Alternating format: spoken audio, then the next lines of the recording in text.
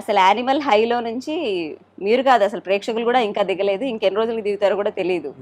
So you started off journey with Sandeep Sandeep Reddy Reddy Vanga, yeah. Vanga garu way back in Arjun Reddy నుంచి అనుకుంటా కదా. అవునండి, అవును. సో అర్జున్ రెడ్డి మూవీ 2017 అంటే దాని మేకింగ్ ఐ థింక్ 2015లోనో ఎప్పుడో 16లోనో మొదలై అవునండి, ఉంటుందిగా. అవును. మీకు అసలు ఎలా తెలుసు సందీప్ రెడ్డి వంగ గారు? సందీప్ గారు నాకు ఎలా తెలుసు అంటే, నేను రతన్కి దగ్గర కీబోర్డ్ ప్లేయర్ని యాక్చువల్లీ. ఆహా, ప్రోగ్రామర్గా వర్క్ చేసేవాడిని. రతన్ కాకు లైక్ చాలా కంపోజర్కి చేసేవాడిని, లైక్ హరికృష్ణ గారు, Kannada. Okay. So lot of చాలా మంది దగ్గర చేసేవాడిని. కొన్ని న్యూ మ్యూజిక్ డైరెక్టర్, కంపోజర్కి అందరు చేసేటప్పుడు రతన్ కూడా ఒక music director like okay, right. Work చేసేవాడిని. సో రెగ్యులర్గా మాకు ఇదిగా చేసేటప్పుడు ఆ అర్జున్ రెడ్డి టైంలోని సాంగ్స్ కానీ ఇవ్వండి, లైక్ బ్యాక్గ్రౌండ్ స్కోరు మొత్తం నేను చేయడం జరిగింది. సాంగ్స్కి వచ్చి ప్రోగ్రామింగ్.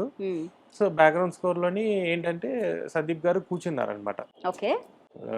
బ్యాక్గ్రౌండ్ స్కోర్ వచ్చేటప్పుడు he came to Chennai. So నా స్టూడియోలో వచ్చి we sat together and we did full background score అంతా. బ్యాక్గ్రౌండ్ స్కోర్ కంప్లీట్గా. ఓకే. ఎందుకంటే ఆయనకి నాకైతే నేను కూర్చోవాలి, బికాస్ ఐ హ్యావ్ పర్టికులర్, నాకు ఇలా కావాలి ఆయనకంటూ ఒక అని థాట్ ఉండింది. డెఫినెట్గా ఆయనకి ఒక ఐడియా ఉంటుంది, నేను అలాగైతే బాగుంటుందని. అంటే సార్ ఆయన అదే first time I'm also like ఒక డైరెక్టర్తో కూర్చొని చేయటం. సో ఆయనకి ఫస్ట్ టైం ఒక కంపోజర్తో ఎగ్జాక్ట్లీ కూర్చొని చేయటం అదే first time happen. So like అలాగా స్టార్ట్ అయింది. దాని ముందు ఇంకో విషయం చెప్పాలి. దాని ముందు ఎవడే సుబ్రహ్మణ్యం ఒక మూవీ చేసామండి. అవును. ఆ మూవీలోని ఒక సాంగ్ ఉంటుంది, ఓ మనిషి ఓ మహర్షి కనిపించిందా హృదయం. సో దాంట్లోని ఒక విజిల్ ఒకటి వేసాను. ఓకే.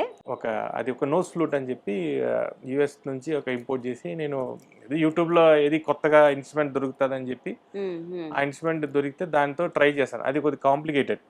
అది ఇలా పెట్టుకొని నోస్ ఫ్లూట్ ముక్కు నోరు ఒక మిడ్లో పెట్టి అది వాయించాలి. అది ముక్కుతో వాయించినా రాదు, నోరుతో ఊదినా రాదు.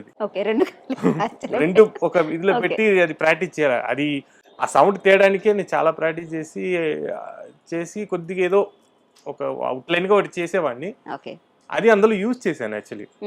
అంటే మీకు ఎందుకు చెప్తున్నానంటే, ఒక సౌండ్ ఎలా ఒకరిని తెస్తుంది అనేది, కనెక్ట్ చేస్తుంది అనేది ఎగ్జాంపుల్.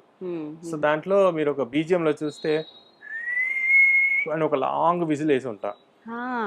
అది ఆ టైంలో కొండలన్నీ చూపించుంటారు నాగ్ గారు, అశ్విన్ గారు ఆ ఇదిలో. సో ఆ ఇది విజిల్ ఇచ్చేసేటప్పుడు అది కనెక్ట్ అయ్యి, అది కూడా ఎప్పుడంటే అర్జున్ రెడ్డి అంటే అయిపోయిన తర్వాత ఒకసారి మామూలు మాట్లాడుతూ, మీరు ఎలా వచ్చారు రతన్ దగ్గరికి, ఏ ఇదిలో మీరు అంటే ఒక మ్యూజిక్ డైరెక్టర్ దగ్గర వచ్చారంటే, పర్టికులర్ ఆ సాంగ్లోని నాకు ఆ విజిల్ బాగా నచ్చింది, దానికోసం నేను వచ్చానంటే, సరే ఆ విజిల్ వేసింది నేనే అంటాను.